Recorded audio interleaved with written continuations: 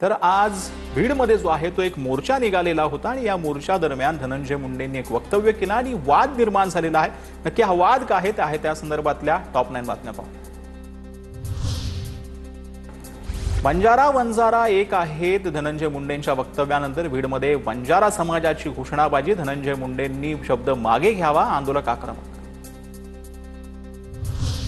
बंजारा समाजाला हैदराबाद गॅजेट अनुसार एसटीतून आरक्षण मिळणार नाही तोपर्यंत हा लढा थांबणार नाही। बीडमधील मोर्चातून धनंजय मुंडेंचा निर्धार। मंत्री असोत तर मोर्चाला येता आलं नसतं, मुंडेंचं वक्तव्य। बीड आणि जालन्यात बंजारा समाजाचा मोठा मोर्चा। हैदराबाद गॅजेटच्या आधारावर एसटी प्रवर्गातून आरक्षण देण्याच्या मागणीसाठी बंजारा समाज रस्त्यावर। 7 आमदारांचा पाठिंबा।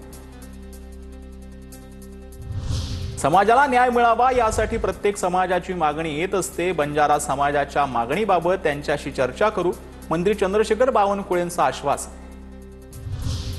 हैदराबाद गॅजेटमध्ये बंजारा समाजाच्या नोंदी असतील तर त्यांना एसटीतून आरक्षण द्यायला हवं। मनोज जरांगे यांचा बंजारा समाजाच्या मागणीला पाठिंबा। देवाभाऊ देशाच्या आजूबाजूला काय घडतंय बघा। नेपाळमध्ये राज्यकर्ते गेले आणि एका भगिनीच्या हातात राज्य दिलं, त्यातून देवाभाऊ आणि त्यांचे सहकारी शांतपणा शिकतील ही अपेक्षा। शरद पवारांचं वक्तव्य।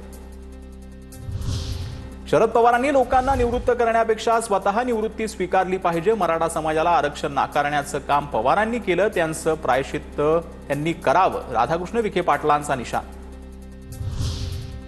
महाराष्ट्रात सामाजिक ऐक्याची वीण उसवली जाते। मराठा ओबीसी संघर्षावर शरद पवारांचा दावा, तर पवारांनी एक्स म्हटलं की वाय समजायचं, फडणवीसांचा टोला। राज्यातील परिस्थिती चिंताजनक प्रॉब्लेम असल्याचं मुख्यमंत्र्यांनी मान्य केलं आहे। मुख्यमंत्र्यांच्या पवारांवरील वक्तव्यानंतर सुळेंची प्रतिक्रिया।